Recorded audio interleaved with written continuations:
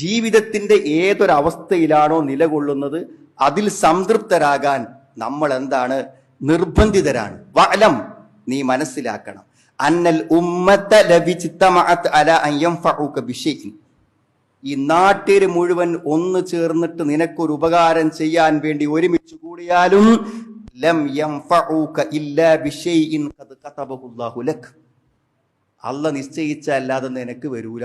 അപ്പൊ അല്ല നിശ്ചയിച്ചതേ എനിക്ക് വരൂ. അല്ല നിശ്ചയിച്ചവൾ എൻ്റെ ഭാര്യയാകും. അല്ല നിശ്ചയിച്ച സമയത്ത് ഞാൻ രോഗിയാകും. അള്ളാഹു കണക്കാക്കി തരുന്ന സമ്പത്തിന്റെ ഉടമയാകും ഞാൻ.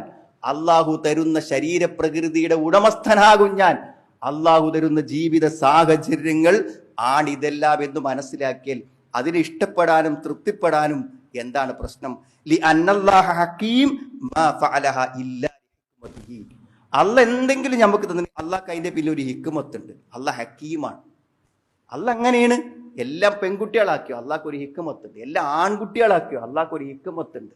മനസ്സിലായി? അന്ന് നിങ്ങൾ പഠിക്കണ്ട, എത്ര പഠിച്ചാൽ മതി എന്ന് പഠിച്ചെന്ന് തീരുമാനിച്ചു. അത് എല്ലാറ്റിന് പിന്നിലും അള്ളാഹു ഒരു ഹിക്മത്തുണ്ട്. അപ്പൊ നമ്മൾ എന്ത് ചെയ്യുക? നമുക്ക് അല്പം പ്രതികൂലമായി തോന്നിയാലും അതിൽ പടച്ചോൻ എന്തെങ്കിലും ഒന്ന് വിചാരിച്ചിട്ടുണ്ടാവുമെന്ന് വിചാരിച്ചാൽ മതി.